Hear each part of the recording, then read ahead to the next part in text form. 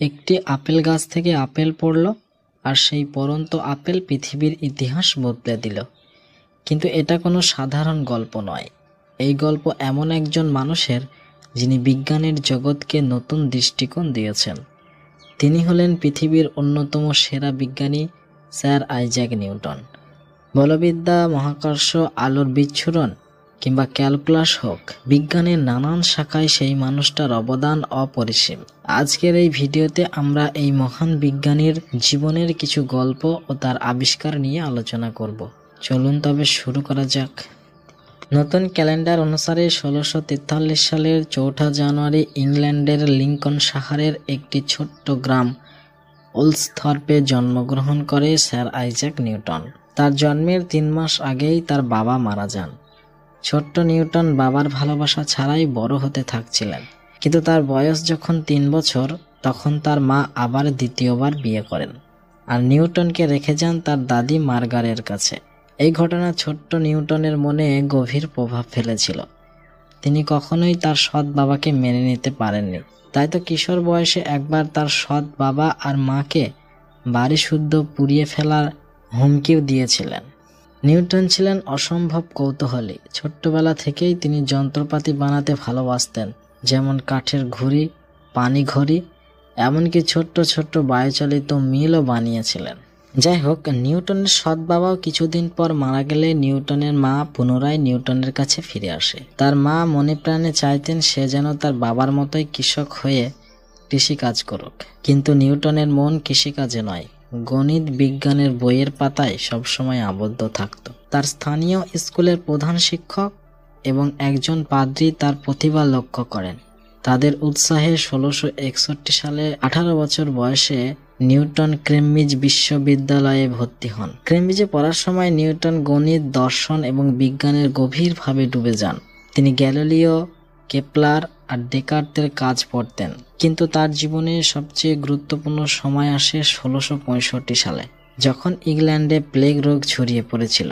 বিশ্ববিদ্যালয় বন্ধ হয়ে যায় আর নিউটন ফিরে আসে তার গ্রাম ওলসথর্প। এই সময় যখন পুরো ইংল্যান্ড থমকে গিয়েছিল, নিউটনের মন তখন থেমে থাকেনি। এই সময়টাকে ইতিহাসে বলা হয় অ্যানাস মিরাবিলিস বা অলৌকিক বছর। একদিন নিউটন তার বাড়ির বাগানে বসেছিলেন। হঠাৎ একটি আপেল গাছ থেকে আপেল মাটিতে পড়ল। এই সাধারণ ঘটনা নিউটনকে ভাবিয়ে তুলল। কেন আপেল মাটিতে পড়ল? কি শক্তি এটাকে টানল? তিনি ভাবলেন, এই শক্তি কি শুধু আপেলের জন্য, নাকি এটা চাঁদ, গ্রহ, এমনকি পুরো মহাবিশ্বের জন্য প্রযোজ্য? তার এই চিন্তা ভাবনা থেকেই জন্ম নিল সার্বজনীন মহাকর্ষ সূত্র। সূত্রটা হলো নিম্নরূপ: এই মহাবিশ্বের যে কোনো দুটি বস্তুকণা তাদের সংযোগ সরলরেখা বরাবর পরস্পরকে আকর্ষণ করে চলেছে। এই আকর্ষণ বলের মান বস্তুদ্বয়ের ভরের গুণফলের সমানুপাতিক এবং তাদের দূরত্বের বর্গের ব্যস্তানুপাতিক। অর্থাৎ একটি বস্তু m1 ও অপর বস্তুর ভর যদি m2 হয় এবং তাদের মধ্যবর্তী দূরত্ব যদি r হয়, তাহলে নিউটনের মহাকর্ষ সূত্রানুসারে F সমানুপাতিক m1 m2 by r square হবে। F সমান g m1 m2 by r square. এই জি কে বলা হয় ইউনিভার্সাল কনস্ট্যান্ট বা সর্বজনীন মহাকর্ষীয় ধ্রুবক। পরবর্তীকালে বিজ্ঞানী ক্যাভেন্ডিশ এই জি এর মান নির্ণয় করেন। নিউটন বুঝলেন যে অদৃশ্য এক শক্তি মধ্যাকর্ষণ, যা সব কিছুকে একে অপরের দিকে টানে। এই শক্তি আপেলকে মাটিতে টানে, চাঁদকে পৃথিবীর কক্ষপথে রাখে। এই আবিষ্কার ছিল বিজ্ঞান জগতের একটা মহা বিপ্লব। কিন্তু নিউটন এখানেই থেমে থাকেননি। তিনি আলো নিয়ে গবেষণা করেন। একটি প্রিজম ব্যবহার করে দেখান যে সাদা আলো আসলে মৌলিক আলো নয়, ইহা যৌগিক আলো। লাল, কমলা, হলুদ, সবুজ, নীল, আসমানি আর বেগুনি রঙের সমন্বয়ে গঠিত হয়ে, যা এখন আমরা স্কুলের পাঠ্য বইয়ে আলোর বিচ্ছুরণ ও বর্ণালী সম্পর্কে পড়ে থাকি। তিনি আরও শুরু করেন ক্যালকুলাসের প্রাথমিক কাজ নিয়ে, যা পরে গণিতের একটা অপরিহার্য শাখা হয়ে ওঠে। মাত্র 23 বছর বয়সে নিউটন বিজ্ঞানের জগৎকে বদলে দেওয়ার ভিত্তি স্থাপন করে।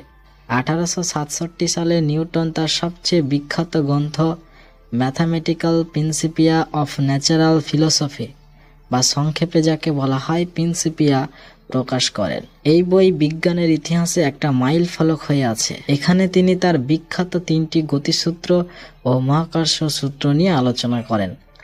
মহাকর্ষ সূত্র নিয়ে আমরা আগেই আলোচনা করেছি, আর নিউটনের প্রথম গতিসূত্র, দ্বিতীয় গতিসূত্র এবং তৃতীয় গতিসূত্র নিয়ে আমরা সকলেই স্কুলের পাঠ্য বইয়ে বিস্তারিতভাবে পড়েছি।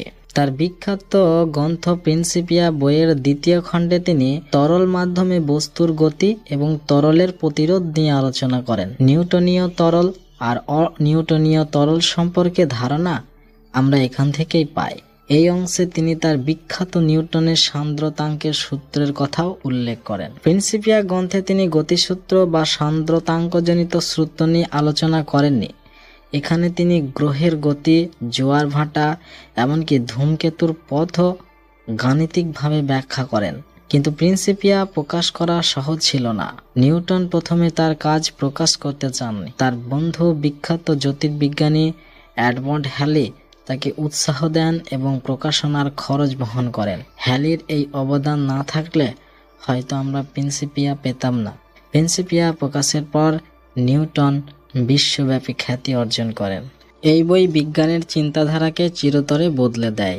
নিউটনের অবদান শুধু মাধ্যাকর্ষণ বা গতিসূত্রের মধ্যেই সীমাবদ্ধ ছিল না, তিনি অপটিক্সের জগতে একটা বিপ্লব ঘটান। তার বই অপটিক্সেতে তিনি আলোর প্রকৃতি এবং রঙের বিচ্ছুরণ ব্যাখ্যা করেন। তিনি দেখান যে আলো কণার মতোই আচরণ করে, যা তৎকালীন অনেক বিজ্ঞানীর মতের বিপরীতে ছিল। নিউটন আরও উদ্ভাবন করেন প্রতিফলন টেলিস্কোপ, যা আলোর প্রতিফলনের মাধ্যমে কাজ করে। তৎকালীন টেলিস্কোপগুলো লেন্স ব্যবহার করা হতো, যা ছবির গুণমানকে নষ্ট করত। নিউটনের টেলিস্কোপ এই সমস্যার সমাধান করে। আজও জ্যোতির্বিজ্ঞানে এই নীতি ব্যবহৃত হয়ে থাকে। নিউটন ক্যালকুলাসের ভিত্তি স্থাপন করে। তিনি এবং জার্মান গণিতবিদ গটফ্রিড লাইবনিজ স্বাধীনভাবে ক্যালকুলাসের উপর কাজ করেন, কিন্তু এই নিয়ে তাদের মধ্যে তুমুল বিতর্ক হয়। নিউটন দাবি করেন যে তিনিই প্রথম ক্যালকুলাসের আবিষ্কার করেন। এই বিতর্ক বিজ্ঞানের ইতিহাসে একটা বড় ঘটনা। নিউটনের ব্যক্তিগত জীবন ছিল জটিল। তিনি ছিলেন একাকী, মাঝে মাঝে মেজাজ হারিয়ে ফেলতেন এবং বিতর্কে জড়িয়ে পড়তেন। তিনি কখনো বিয়ে করেননি। 1705 সালে রানী অ্যানের কাছ থেকে তিনি নাইট উপাধি পান এবং তিনি হয়ে ওঠেন স্যার আইজাক নিউটন। 1727 সালে 31শে মার্চ 84 বছর বয়সে স্যার আইজাক নিউটন মারা যান, কিন্তু তার অবদান আজও আমাদের কাছে জীবন্ত হয়ে আছে। তার মাধ্যাকর্ষণের সূত্র আমাদেরকে মহাকাশে পাঠিয়েছে। তার গতিসূত্র ইঞ্জিনিয়ারিং ও প্রযুক্তির বিদ্যার ভিত্তি স্থাপন করেছে, আর তার অপটিক আলোর রহস্যকে উন্মোচন করেছেন। তার জীবন আমাদের শেখায় যে কৌতূহল, পরিশ্রম আর প্রশ্ন করার সাহস দিয়ে অসম্ভবকেও সম্ভব করা যায়। আপনার কাছে নিউটনের কোন আবিষ্কার সবচেয়ে আকর্ষণীয় তা কমেন্ট করে জানান। এই ধরনের আরও ভিডিও দেখতে চাইলে লাইক, শেয়ার আর সাবস্ক্রাইব করতে ভুলবেন না।